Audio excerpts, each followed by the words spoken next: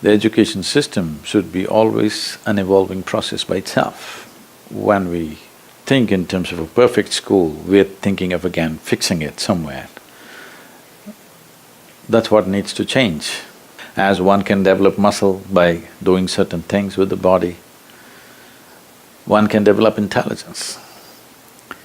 The fundamental aspect of developing intelligence is, right now, there are some studies, I don't know, you must tell me, I'm not an expert on these things, which say if a child goes through 20 years of formal education and comes out with a PhD, they say 70% of intelligence is irrevocably destroyed.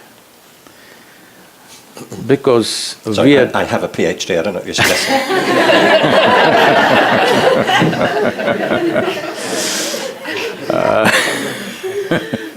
I'll leave that to you, Ken.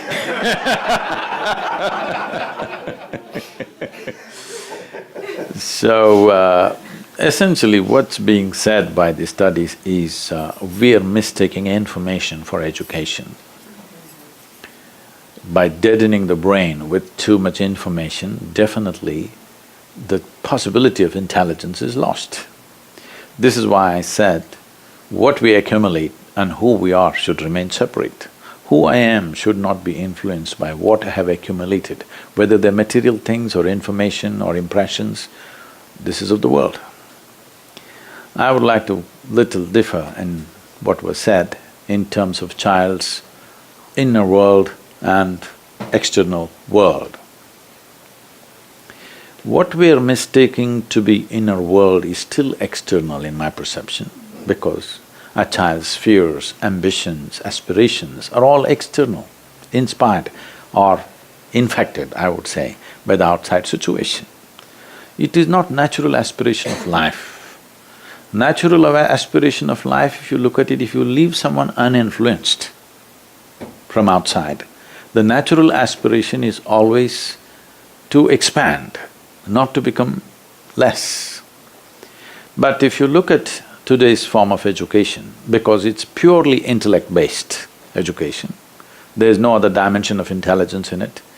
And I think in this part of the world there is a serious mistake that intellect has been mistaken for intelligence.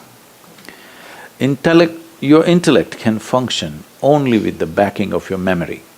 Or in other words, your intellect functions with accumulated information. If I take away all your memory, your intellect is quite useless by itself. But there are other dimensions of intelligence within you, which does not need the support of memory. If education systems do not focus on activating these dimensions of intelligence, you will find factory workers, you will not find a genius in every home. What you need is an innovative intelligence. Today when I use the word innovation, you think developing a new i8 phone. I'm not talking about that. Maybe we can develop a world without a phone. We don't know what's an innovation. Innovation need not necessarily mean improvement of what we have little by little, little by little. Yes, that is also needed, but that is not what life is looking for. People are not any better with phone, without phone. Maybe we're doing more things, but equally confused, equally struggling as it was before. So the point is not about what we have gathered. What we have gathered is useful in creating comfort and convenience for the world.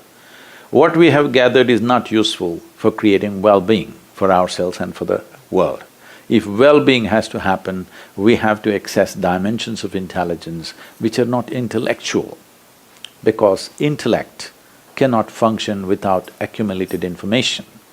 If you function always out of accumulated information, you naturally get identified with it. So depending upon what you have accumulated, you become that kind.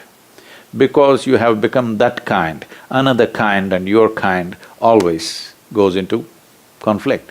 If the purpose of education is to expand horizons of individual human beings, you can see that's definitely not happening. The more educated somebody becomes, as people get educated, they really can't get along with anybody.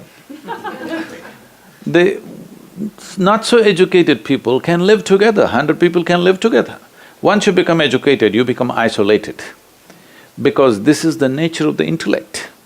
Because you're employing only one wheel out of four wheels of your car, it is like that. It's like suppose you're driving on the street and you are some kind of an expert, you drive on just two wheels.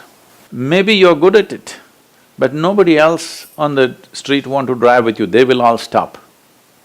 If you're driving on four wheels, everybody will drive with you. So the other dimensions of intelligence have to come, otherwise the moment you get intellectual, unknowingly, in some way you exclude the world.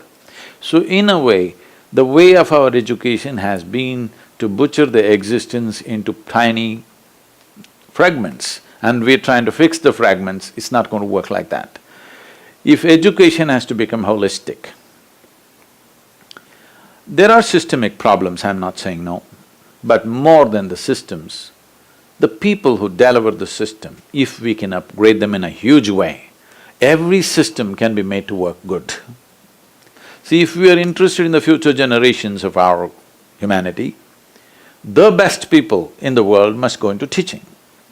But right now, everything is determined by economics. How much are you paid? That's how you go. So this is where what I'm saying earlier is important. What you accumulate should not determine who you are. As long as that is so, the economic values will rule. As long economic values rule, it's the muscle which rules, not the intelligence.